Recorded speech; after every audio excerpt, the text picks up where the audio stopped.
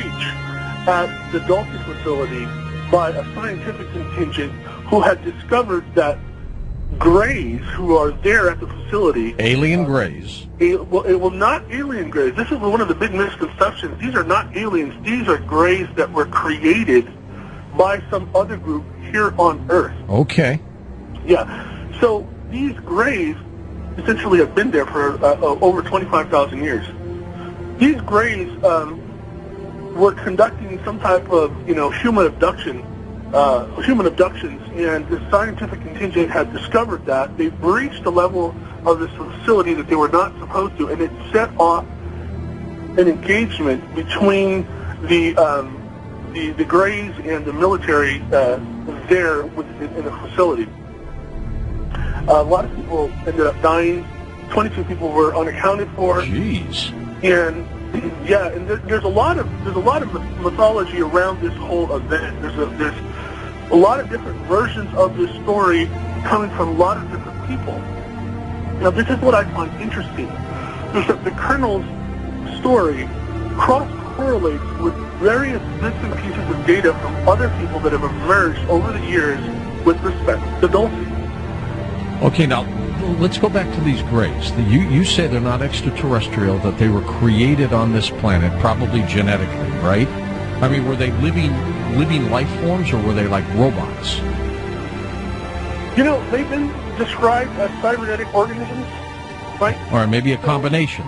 Or a combination. I think more of a combination. What happened was... And who created them, Anthony? That's the interesting thing here. They are descendants of these progenitors. According to the Grey archaeological tablets, they were placed there by a progenitor race. This progenitor race today represents the modern-day Illuminati bloodline. They created the Greys, yet over time they had to interbreed with humans to continue living on this planet. Would they be like the ETs that Zecharia Sitchin has always talked about prior to his passing? In fact, the progenitors are descendants of the Anunnaki. Yes. Okay, all right. Yeah, so the Greys, so they created the Greys to serve them and to control the human slave populations, the earliest vestiges of humanity. Over time, as the progenitors began to interbreed with humans, the need for the Greys diminished. In fact, they became a threat to the progenitors, so they infected them with a virus, they relocated them, and they hoped that they would die off, but they didn't. And in 1938, the U.S. government had encountered them accidentally. In fact, there's a recorded event where the cavalry actually encountered them first, much earlier. But and the Greys were violent? The Greys were violent because they did not want to be discovered. They did not want to be interacted with. The 1938 Murak expedition, this is a group of soldiers with various types of specializations out of Murak Army Airfield. That's what it was called at the time. Today it's Edwards Air Force Base. When they happened upon this cavern on the mesa, on the Archuleta Mesa, they had found that there were signs of an engagement that had happened between Apache warriors and the Greys. There was actually dead bodies everywhere when they first initially entered the facility. There was technology that they had encountered, and there was rooms filled with these gray archaeological tablets. These were metal sheets that had precision-like, writing on them. These were tablets which held this advanced style of what closely resembled a skating cuneiform. Okay. But yeah, they were violent at first. They were. Now, didn't the Colonel also talk about craft down there in this underground base? Absolutely. The Greys have their own craft that they utilize for transport in and around the Four Corners area. So there are actually hangars that they have there that they themselves built. There's hangars that they themselves built, but which over time were retrofitted once the human contingent started working with the Greys there at Dulce. So the technology must be extraordinary. It's beyond anything we can imagine. It's beyond anything we can imagine. This is 25,000 years of a scientific contingent living in a subterranean habitat doing nothing but continually enhancing their own genetic code and advancing their levels of technology. Are they living there now, Anthony? Are they're alive and they're there now? They are there right now. Matter of fact, I'm also aware that there is a contingent of these same grays in Alice Springs in an underground facility called Pine Gap in Australia. Here, the grays that are there in Dulce espouse that the progenitors are returning at the end of 2012. Je vois aussi la rencontre, je sais pas comment vous dire ça, mais je vois aussi on va probablement rencontrer d'autres personnes. Oui, des rencontres extraterrestres. Voilà, le mot est lancé. Et en même temps, si vous êtes là, c'est pour qu'on puisse en parler. 2012, pour moi, c'est l'année de la rencontre. Je ne sais pas s'il faut vraiment parler de formidable. Le problème, c'est que je pense qu'ils seront tellement en avance sur nous. Imaginez, ils viennent du fin fond de la galaxie. Pour l'instant, nous, on était sur la Lune. Mais heureux, mais c'est un conflit. Écoutez ce que je dis. On va avoir la visite de gens qui seront bien plus puissants que nous. Il y a des perdants et des gagnants dans un conflit. Nous serons les perdants. Je peux vous assurer que si je ne vois rien après 2012, c'est pour une raison bien claire, c'est que l'humanité aura disparu. Bon, mais on va arrêter.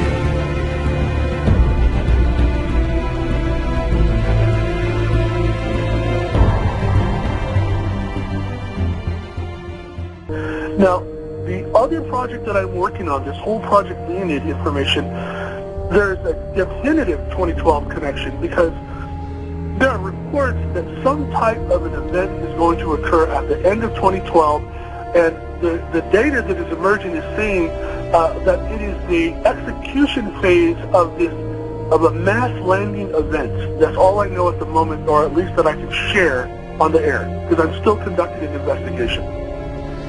And it's the same with disclosure. We're in a very unstable period of our history. It's like everything's bouncing around. That is exactly, in my view, the type of environment in which some monumental mistake will occur.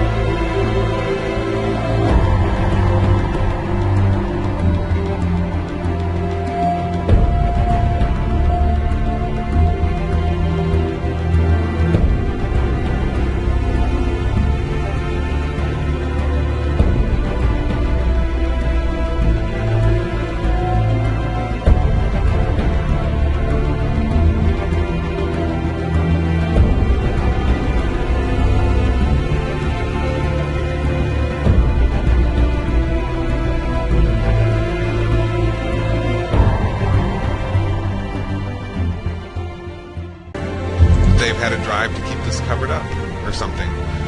These can't all be coincidences. And since they're doing that with everything else, it has to be the case that there's some movement to keep this stifled.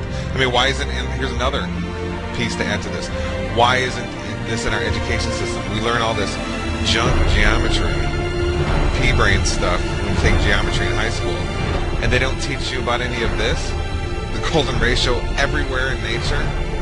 I went through elementary school, high school, college, undergrad degree in college, master's degree, and halfway through PhD, and never was any of this mentioned. And we know who controls the universities, the big money behind it, all the way up to the Illuminati Nephilim controllers. So this can't be. This is planned, okay? And you just wonder. It's got to. I mean, I'm almost concluding here in my mind this Davidson college sites showing up #1 in Google all the time at the first page, and Wikipedia having these strange measurements which don't correlate with all kinds of these examples from academic sites I'm finding. I'm putting them all, pictures of the screenshots in the newsletter. It's got to be a conspiracy. I mean, we could keep going compiling the evidence; it would just all lead to it. So, and if we could keep compiling evidence of it being a conspiracy, I mean, everything points towards it. I'm just throwing ideas off the top of my head. These strange sites show up at the top. Wikipedia is wrong. It's covered up completely in the best-selling books about the golden ratio, which come from wealthy university professors. It's the universities and education, government-controlled education system absolutely covers it up. You see how, I mean, everything's falling in the same direction. You know, so when everything, all these conclusions point to the same direction, that it's covered up and hidden.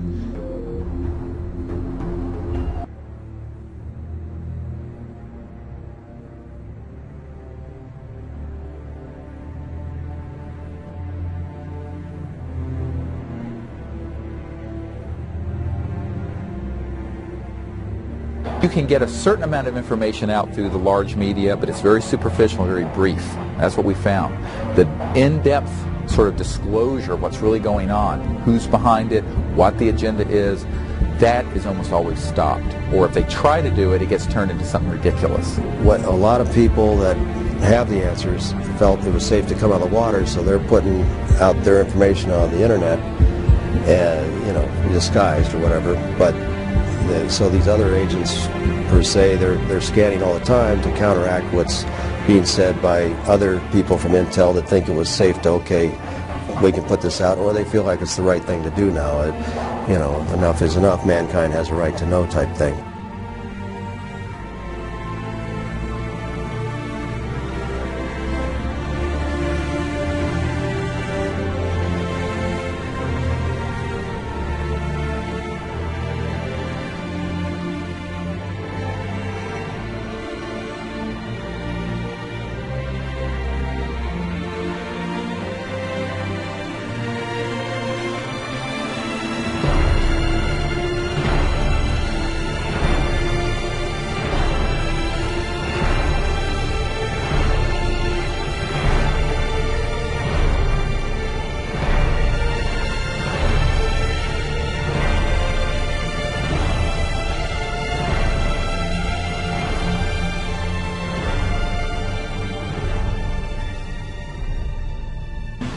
Western science between 1993 and the year 2000, under laboratory conditions, established the fact, and it is now a fact, that we are all connected through a field of energy. We're bathed in the field of energy. That is the mirror. Literally, it provides the mirror of the world around us for what we have become from within. If we want to change this world, we must become, and this is the key, the ancient wisdom, we must become the very things that we choose to experience in life.